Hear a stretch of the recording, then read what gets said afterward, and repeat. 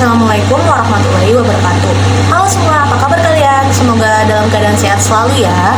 Saya Dewi Salvika Anggini dari Program Studi Pendidikan Bahasa dan Sastra Indonesia Universitas Mula Warman ingin menjelaskan tentang kurikulum pendidikan. Mari kita simak bersama-sama. Jadi, kita mulai nih dari definisi kurikulum. Nah, apa sih pengertian dari kurikulum itu? Ada yang tahu nggak nih? Jadi, kurikulum itu berasal dari bahasa Yunani kurir, yang berarti seseorang yang bertugas menyampaikan sesuatu kepada orang lain di lain tempat. Secara terminologi, kurikulum dalam dunia pendidikan yaitu sejumlah pengetahuan atau kemampuan yang harus ditempuh atau diselesaikan siswa guna mencapai tingkatan tertentu secara formal dan dapat dipertanggungjawabkan.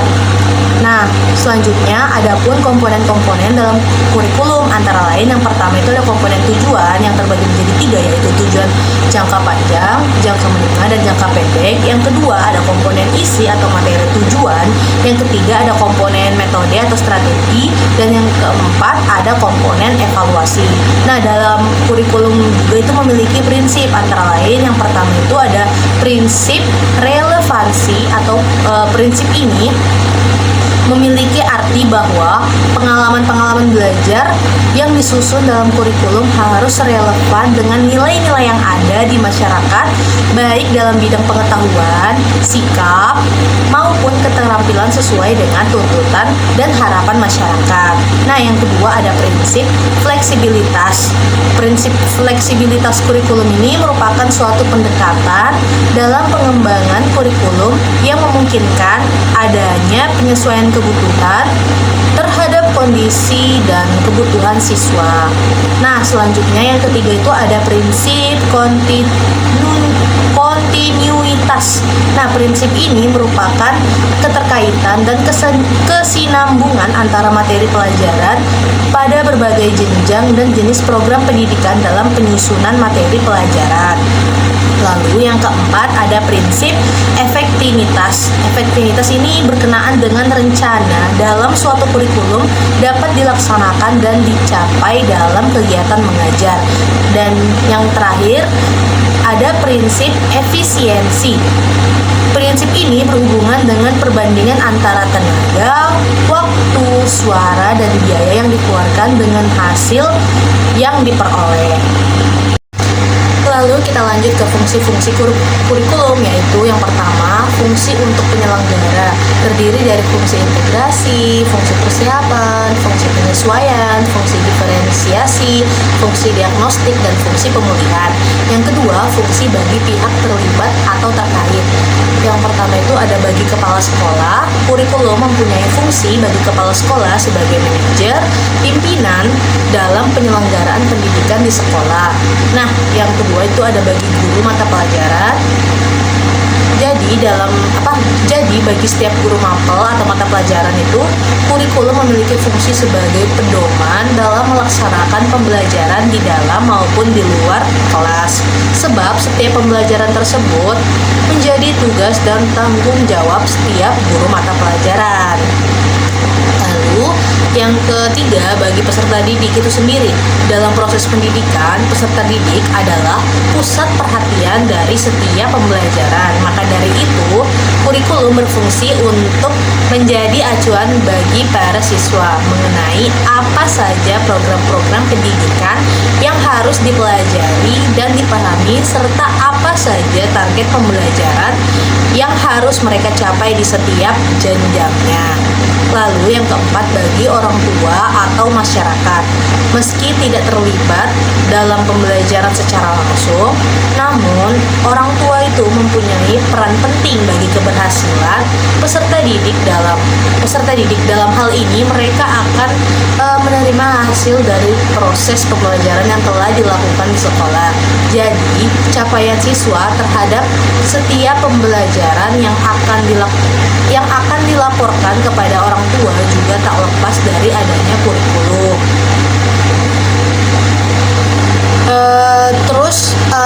Ada juga nih peranan kurikulum, antara lain yang pertama sebagai konservatif. Kurikulum ini maksudnya itu bertujuan untuk mempertahankan warisan budaya. Yang kedua itu kritis dan evaluatif. Maksud dari ini adalah kurikulum ini menekankan aspek kreatif dan responsif terhadap perubahan. Yang ketiga aktif. Kurikulum ini berusaha menyesuaikan pewarisan nilai-nilai budaya dengan konteks saat ini. Selanjutnya ada macam-macam kurikulum. Macam-macam kurikulum itu antara lain yang pertama ditinjau berdasarkan konsep dan pelaksanaannya. Ada beberapa istilah kurikulum sebagai berikut. Yang pertama ada kurikulum ideal, yang kedua ada kurikulum aktual, yang ketiga ada kurikulum tersembunyi atau hidden kurikulum. Nah, yang kedua ada ditinjau berdasarkan struktur dan materi mata pelajaran yang diajarkan. Dapat dibedakan menjadi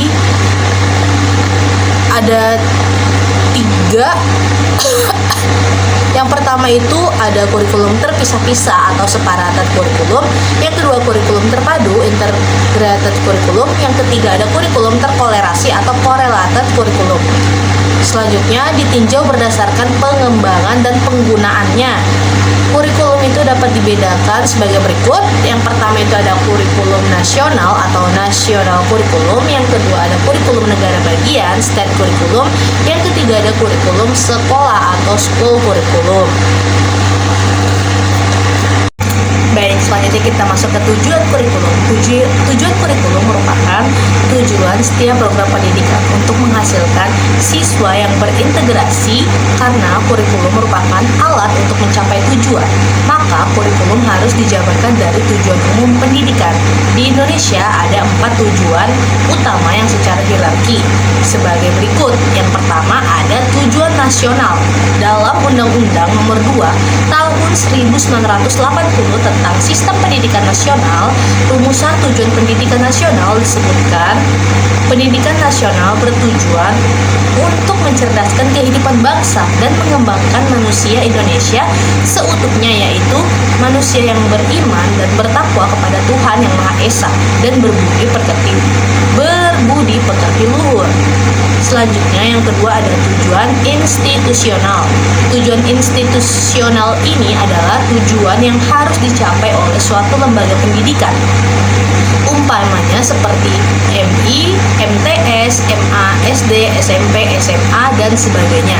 Selain itu, tujuan institusional juga harus memperhatikan fungsi dan karakter dari lembaga pendidikannya seperti lembaga pendidikan umum, pendidikan guru, dan sebagainya.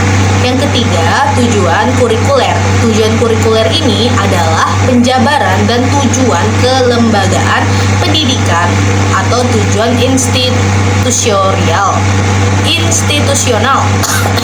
Tujuan kurikuler ini memiliki tujuan di bidang studi atau mata pelajaran sehingga mencerminkan hakikat keilmuan yang ada di dalamnya.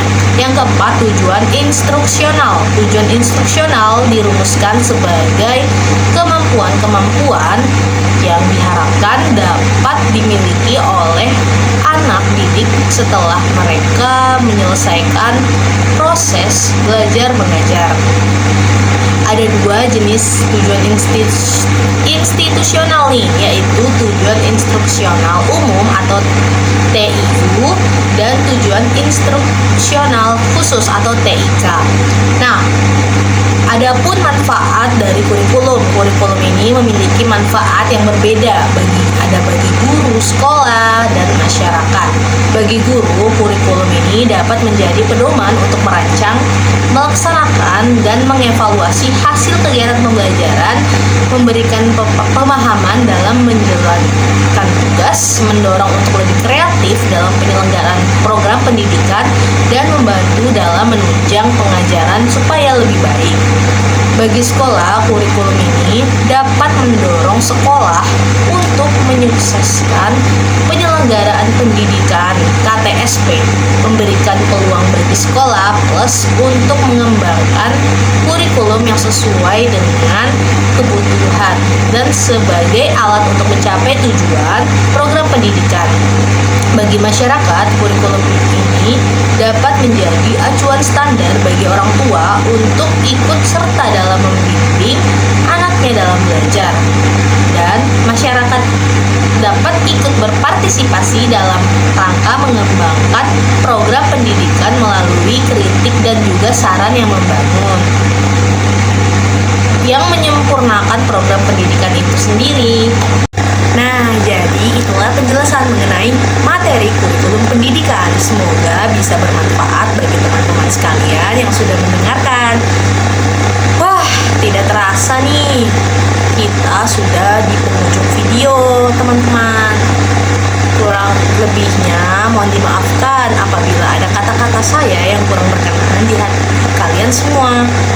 Wassalamualaikum warahmatullahi wabarakatuh dan sampai jumpa di video selanjutnya. Bye.